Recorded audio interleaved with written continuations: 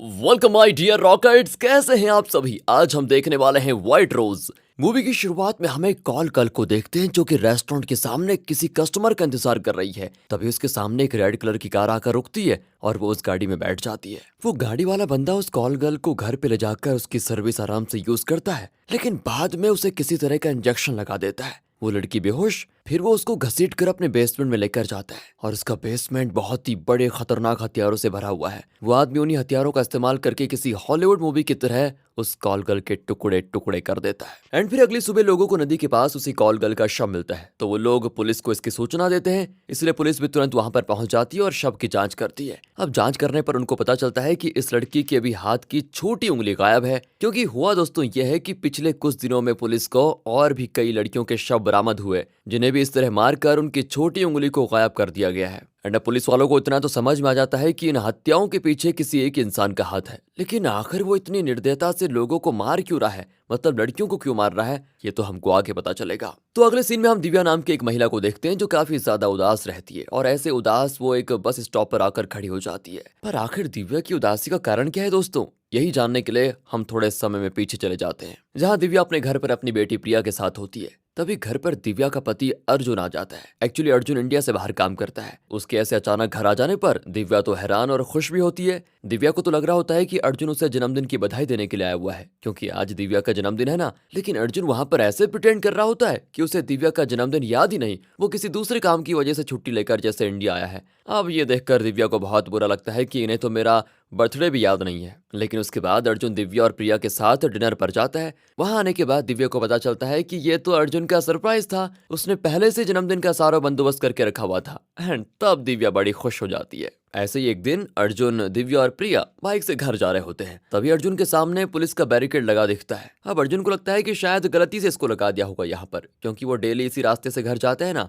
इसलिए वो आराम से बैरिकेड को पार करते हुए आगे बढ़ जाता है। एंड वहां आने के बाद उसको पता चलता है कि यहाँ पर तो पुलिस और कुछ बदमाशों के बीच फायरिंग हो रही है, इसलिए बैरिकेड लगाए गए थे। अब इसको देखकर अर्जुन और बाकी घबरा जाते हैं कि क्या करें। वो लोग कुछ सोच समझ पाते इससे पहले पुलिस की एक गोली अर्जुन पर लग जाती है, जिससे वो वहीं पर मारा जाता है। दिव्या तो ये देखकर सदमे में ही चली जाती है। उसे कुछ समझ में नहीं आता कि अभी अभी क्या हो गया मेरी आंखों के सामने। एंड पुलिस वाले भी ये देखकर परेशान हो जाते हैं कि उनसे ये क्या हो गया। लेकिन ये इल्जाम वो खुद पर ना लेते हुए अगले दिन न्यूज में ये खबर फैला देते हैं कि अर्जुन भी बदमाशों के साथ मिला हुआ था, इसलिए उसको मारना पड़ा। ये देखकर तो दिव्या का सदमा डबल हो जाता है कि एक तो बेचारी का पति मारा गया है, उस पर पुलिस वालों ने बदमाश का आरोप लगा दिया। अब अर्जुन के जाने के बाद दिव्या को घर चलाना काफी मुश्किल हो गया था। दिव्या बड़ी मुश्किल से घर चला रही थी। एंड तभी एक दिन घर का मालिक दिव्या से किराया मांगने आता है, क्योंकि 3 महीनों से दिव्या ने किराया नहीं दिया था। दिव्या भी उनसे रिक्वेस्ट करने लग जाती है कि प्लीज मुझे थोड़े और दिन की मोहलत दे दो, पर वो मालिक उसकी एक नहीं सुनता। तब दिव्या की पड़ोसी काव्या मालिक को कुछ पैसे देकर कहती है कि आगे से दिव्या को परेशान मत करना। मालिक भी पैसे लेकर चला जाता है। फिर काव्या दिव्या को समझाने की कोशिश करती है कि ऐसे उदास रहकर कुछ नहीं होगा, तुम्हें कोई और नौकरी करनी चाहिए ताकि तुम्हारा घर आराम से चल पाए। काव्या दिव्या के लिए एक सुपरमार्केट में जॉब ढूंढ लेती है। दिव्या वहां पर काम भी करने लग जाती है। वो दिन भर वहां पर काम करती है तो प्रिया स्कूल जाया करती है। स्कूल से छूटने के बाद प्रिया अपनी माँ के सुपरमार्केट के पास जाकर बैठ जाती है, उनके आने का इंतजार करती है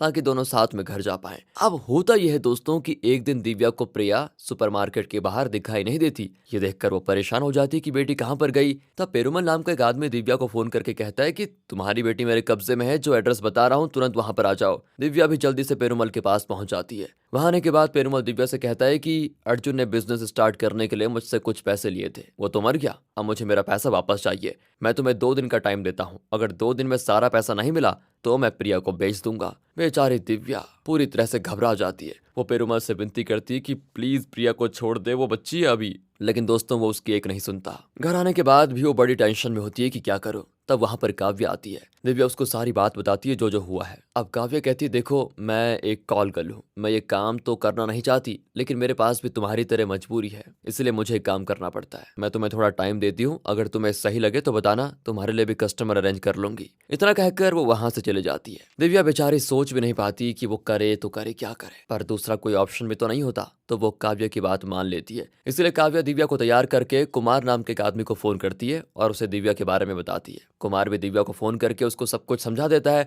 और एड्रेस भी देता है जहां से उसे कस्टमर मिलेगा। और अब कहानी प्रेजेंट समय में आ जाती है, जहां हम दिव्या को उसी बस स्टॉप पर देखते हैं। वहाँ वो कस्टमर आने का इंतजार कर रही होती है। तभी उसके सामने गाड़ी आकर रुकती है जिसके अंदर कोई और नहीं दोस्तों, बल्कि वही हत्यारा मौजूद है जो कॉल गर्ल को मारता है। दिव्या घबराते हुए उसकी कार में बैठ जाती है। वो हत्यारा दिव्या को शहर से दूर अपने घर पर लेकर आता है। वहां आने के बाद दिव्या की घबराहट तो और ज्यादा बढ़ जाती है, इसलिए बेचारी बाथरूम में आकर फूट फूट कर रोने लग जाती है कि मैं ये क्या कर रही हूँ, कहाँ मेरी जिंदगी आ चुकी है, किस मोड़ पे आ चुकी है। लेकिन दोस्तों अपनी बेटी को बचाने के लिए उसे ये कदम उठाना ही पड़ेगा। वो जैसे ही अर्जुन की शादी वाली अंगूठी निकाल रही होती है कि तभी वो हाथ से छूट कर नीचे गिर जाती है। एंड जब वो उसको उठा रही होती है तो उसकी नजर एक लड़की की कटी हुई छोटी उंगली पर पड़ती है। ये देखकर दिव्या के होश उड़ जाते हैं कि ये क्या है। वो समझ जाती है कि ये आदमी उसके साथ मजे करके उसको मार डालेगा। फिर वो काव्य और कुमार को फोन लगाने की कोशिश करती है, लेकिन नेटवर्क न होने की वजह से फोन नहीं लगता। दिव्या इमरजेंसी सर्विस को फोन लगा देती है, जहां दूसरी तरफ से पांडे नाम का पुलिस ऑफिसर दिव्या का फोन उठाता है। दिव्या उसको सारी बात बताती है कि सर मैं यहाँ पर फंस गई हूँ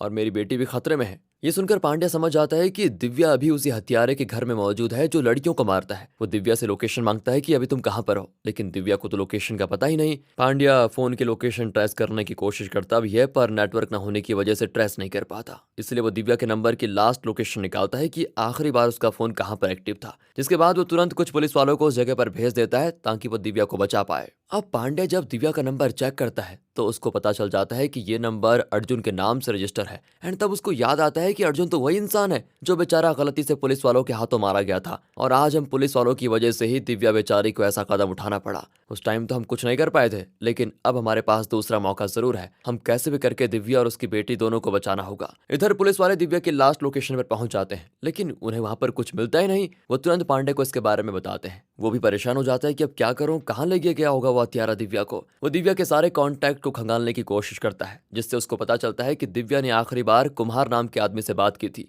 इसलिए पांड्या रेखा नाम की पुलिस ऑफिसर को कुमार से पूछताछ करने के लिए भेज देता है। अब रेखा कुमार के पास आकर उससे उस कस्टमर के बारे में पूछती है जो दिव्या को पिकअप करने आया था। कुमार उसका नाम लेने से घबरा रहा होता है, लेकिन जब एक थप्पड़ पड़ता है ना उसके, तो सब कुछ बक देता है। वो कहता है कि उस कस्टमर से मैं आज तक नहीं मिला, वो सिर्फ फोन पर लड़कियों को भेजने के लिए कहता है और मैं उसे भेज देता हूँ। आज मैंने दिव्या को उसके पास भेजा था। ये सुनकर रेखा कुमार का फोन जब्त कर लेती है और उस हत्यारे का नंबर निकाल कर पांडे को दे देती है ताकि वो उसकी लोकेशन निकालने की कोशिश करे। इधर दिव्या बेचारी काफी परेशान और टेंशन में होती है और बाथरूम में काफी देर होने की वजह से हत्यारे को उस पर शक हो जाता है कि ये इतनी देर से क्या कर रही है अंदर। दिव्या भी घबरा जाती है कि कहीं ये दरवाजा तोड़कर अंदर ना आ जाए। वो पांडे को फोन करके कहती है कि अभी तक नहीं आए क्या आप लोग? मुझे नहीं लगता कि आप लोग सही टाइम पर यहाँ पर पहुंच पाएंगे, वो तो मुझे मारने वाला है। पांडे कहता है कि आसपास से किसी भी भारी चीज को उठाओ और जैसे ही हत्यारा अंदर आए उसके सर पे हमला करके वहां से भागने की कोशिश करना, हम भी तुमको ढूंढ रहे हैं। दिव्या बाथरूम का फ्लश उठा लेती है और जैसे ही हत्यारा कुल्हाड़ी से दरवाजा तोड़ के अंदर आता है वो उसके सर पर हमला करके वहां से भागने लगती है।